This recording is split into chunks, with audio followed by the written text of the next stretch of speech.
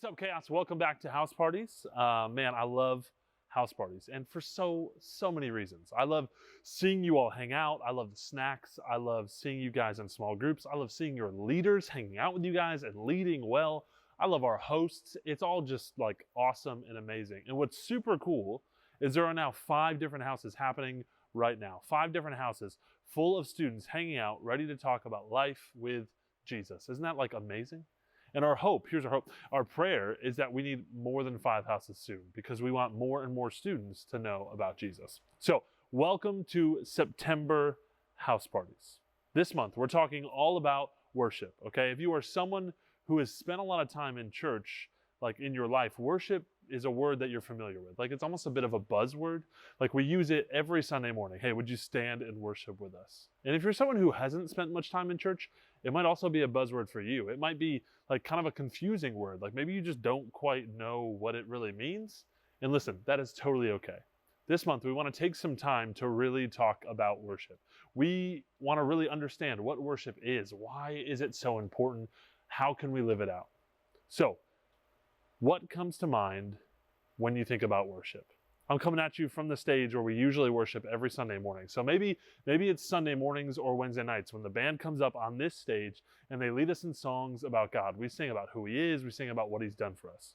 Maybe you think like old school, like you picture people like bowing down to a statue or something like we see in the movies. Indiana Jones and the Temple of Doom. I don't know if you've ever seen that movie. It's old school. That movie always pops into my head when I think about really creepy worship. But what really is worship? Well, hey, let's define it together. To worship something is to prize it above everything else, to honor it as the thing of highest importance, and then act like it is that important to you. Worship is really this idea of our attention. It's really about what is getting our attention, what's getting our time, what's getting our effort, what are we valuing above everything else? What do we think is most valuable? And then how are we treating it like it's that valuable? Worship is an expression. It is us expressing what we see as most valuable.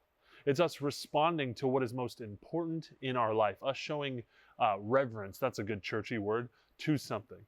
It's showing something how much it means to us. Worship is when we give our deepest affection, our highest praise to something. And true worship of God is when we love him with all our heart, soul, mind, and strength. That's everything we have. It's when we prize God above everything else and put him first in our hearts and in our lives.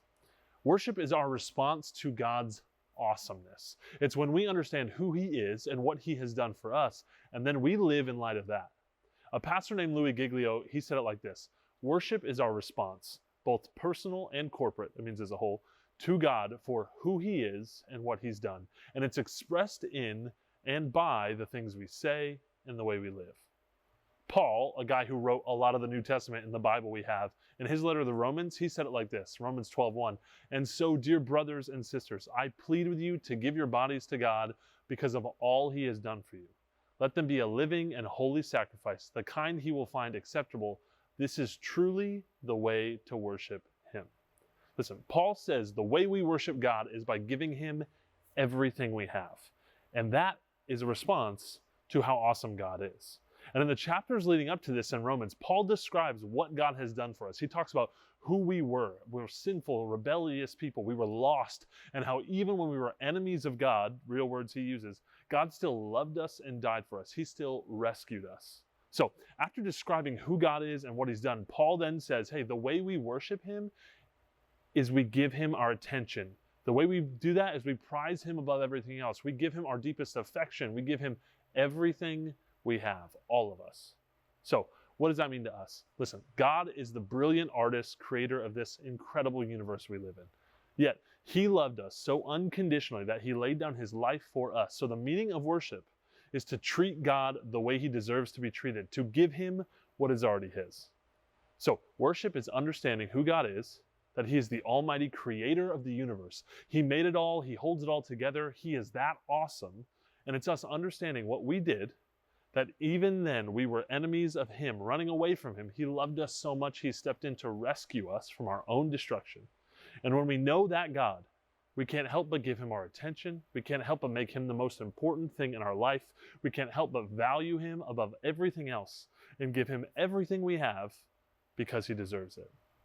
So if we can understand what worship really is, that that's what it is, that it goes way beyond just singing, then I think we can start to live lives where worship finds its way into everything we do.